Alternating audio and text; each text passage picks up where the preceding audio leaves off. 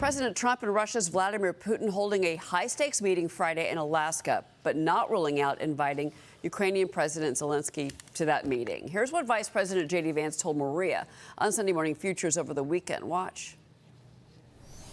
There has been no substantial breakthrough, and for 6 months, one of the most important logjams is that Vladimir Putin said that he would never sit down with Zelensky, the head of Ukraine, and the president has now got that to change. We're going to try to find some negotiated settlement that the Ukrainians and the Russians can live with, where they can live in relative peace, where the killing stops. It's not going to make anybody super happy. Joining me now, Heritage Foundation Vice President of National Security, Victoria Coates. Victoria, your reaction to this? Because, you know, the editorial board of the New York Post writes this morning, a Trump-Putin peace deal would mean nothing without Ukraine at the table.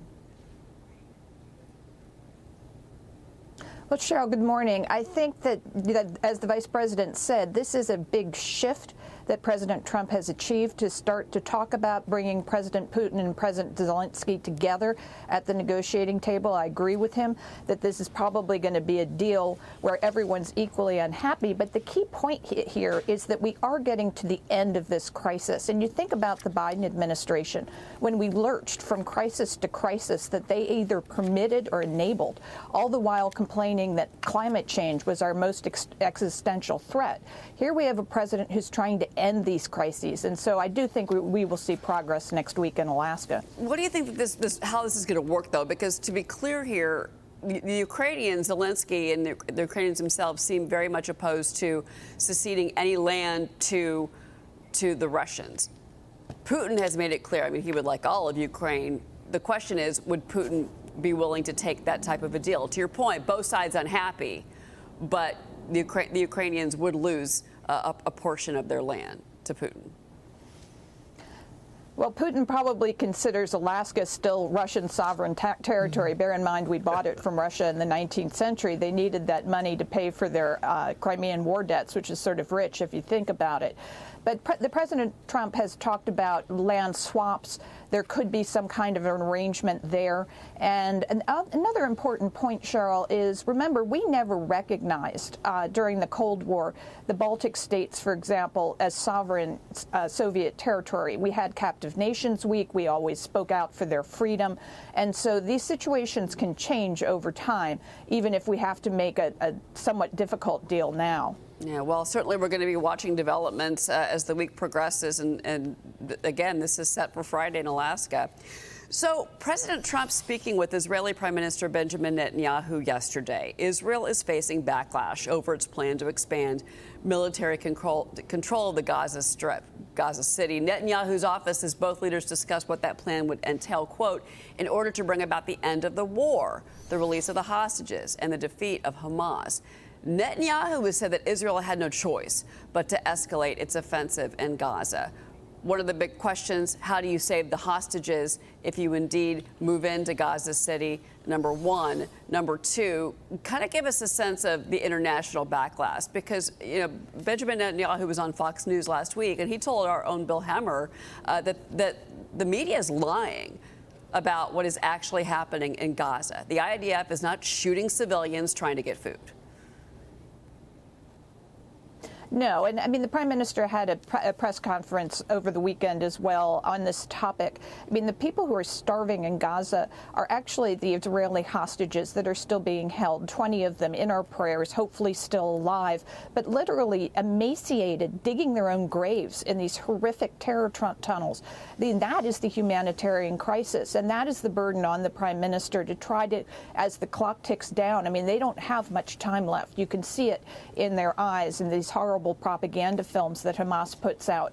So this is what he's up against. I've been speaking with a lot of Israeli colleagues over the weekend.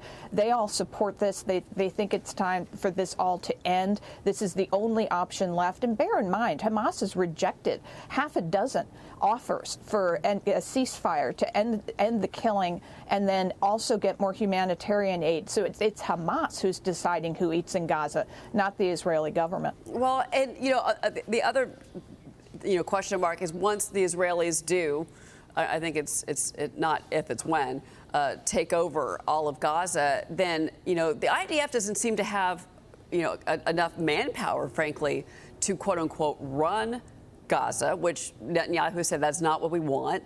We will stabilize it, but they want they want the Palestinians to run it themselves. But that does not mean that they're going to accept a Palestinian state. No, not necessarily, but there are other forces at work in Gaza. We have the popular forces, for example, the leader of which had an op-ed in the Wall Street Journal last month talking about how he hates Hamas. He's willing to try to step up, provide some civilian services to the people of Gaza. That is possible. This is essentially a tribal area. You could divide it up the way the Emirates are and have each little group sort of govern their own affairs under a broader authority. That might be the model. And, we have really good partners and allies throughout the Arab world, the Saudis, the Emirates, the Qataris, who can help with this. And, it really should have an Arab face on it. I also want to ask you about what's happening in Washington, your home. President Trump is going to be addressing the rampant crime in our nation's capital in just under 90 minutes from now. He is calling for Liberation Day in D.C. to make the district, quote, safe again. The president writing on True Social just moments ago. Washington, D.C. is going to be liberated today. Crime, savagery will disappear. I will make our capital great again. The days of ruthlessly killing or hurting innocent people are over. I quickly fixed the border. 0 illegals in the last 3 months. D.C. is next. Fox News is now reporting just moments ago the president's going to deploy up to 1,000 National Guard troops to Washington, likely pulled from the D.C. National Guard. This, again, is according to a U.S. official. Victoria, you're in Washington. How bad is the crime there? Cheryl, it's terrible. And technically, I'm a Philadelphian, but we do have property here in the district. And my 21-year-old son was a congressional intern this summer, and one of his colleagues was shot and killed.